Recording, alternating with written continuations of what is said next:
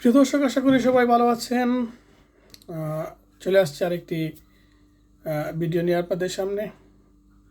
আপনারা আশা করি সবাই ভালো আছেন, সুস্থ আছেন। কিন্তু আমি ভালো নেই। বিদেশের মাটিতে বসে প্রতিদিন যখন মাতৃভূমির বিভিন্ন দুঃসংবাদ আসে, সেটা দেখে আসলে নিজেকে ঠিক রাখতে পারি না। আজকে আপনাদের সামনে আরেকটা বিষয় নিয়ে আলোচনা করব। সেই চিরাচরিত যুগ যুগ ধরে চলে আসা ধর্মীয় সমাজের একটি নির্মম সত্য। আমরা আমাদের শিশুদেরকে বা আপনারা আপনাদের শিশুদেরকে যখন একজন মানুষ পিতা হয় কিংবা মাতা হয়, তখন তার জীবনের স্বপ্নটা সম্পূর্ণ পরিবর্তন হয়ে যায়। মানুষ তার বাচ্চাদেরকে নিয়ে, তার পরবর্তী প্রজন্মকে নিয়ে স্বপ্ন দেখে।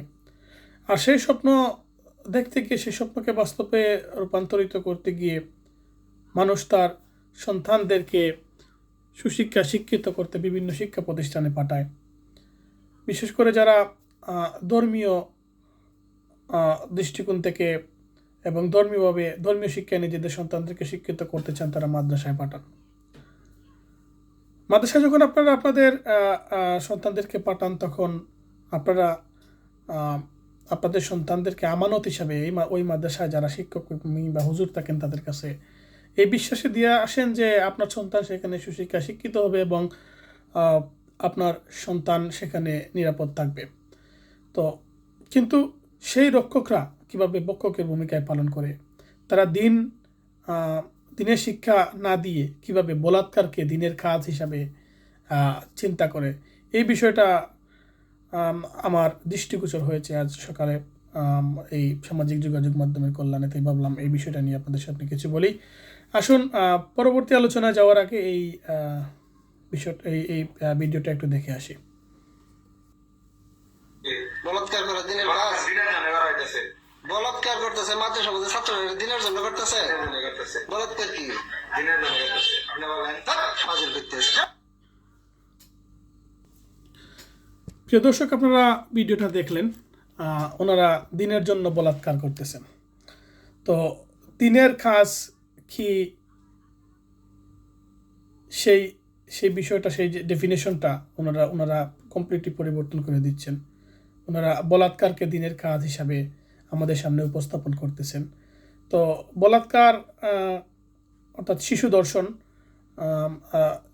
মানুষের সম্পূর্ণ বিকৃত মন মানসিকতার পরিচয় বহন করে। এই এরা আসলে মানুষ কিনা, এদের মধ্যে কোনো মনুষ্যত্ববোধ আছে কিনা, সেটা নিয়ে আসলেই আমার সন্দেহ হয়। আর এরা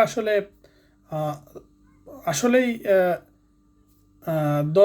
ধর্মের শিক্ষা দেয়, নাকি ধর্মকে পুঁজি করে তাদের মনের কামনা বাসনা পূর্ণ করার জন্য এইরকম একটা পরিস্থিতি সৃষ্টি করে, ধর্মকে বিক্রি করে ধর্মের বয়ানের পিছনে তাদের যে আসল উদ্দেশ্যটা কি, এই বিষয়গুলা আসলে অনেক চিন্তার বিষয়। এই বিষয়গুলো নিয়ে আমাদেরকে ভাবতে হবে। আমাদেরকে আরও অনেক সচেতন হতে হবে। যতটুকু সচেতন হলে পরে আমাদের বাচ্চারা সমাজ, রাষ্ট্র এবং শিক্ষা প্রতিষ্ঠানে নিরাপদ থাকে। প্রিয় দর্শক, আপনার হয়তো বাচ্চা আছে, আপনার বাচ্চাকে নিয়ে হয়তো আপনি স্বপ্ন দেখতেছেন বাচ্চা বড় হয়ে মানুষের মতো মানুষ হবে। কিন্তু এই যে নরপশুগুলা, এরা আপনার বাচ্চাকে ধর্মীয় শিক্ষা দেওয়ার নাম করে তারা আপনার বাচ্চাদেরকে সম্পূর্ণ মানসিকভাবে বিকারগ্রস্ত করে ফেলতেছে, মানসিকভাবে একদম দুর্বল করে ফেলতেছে এবং তাদের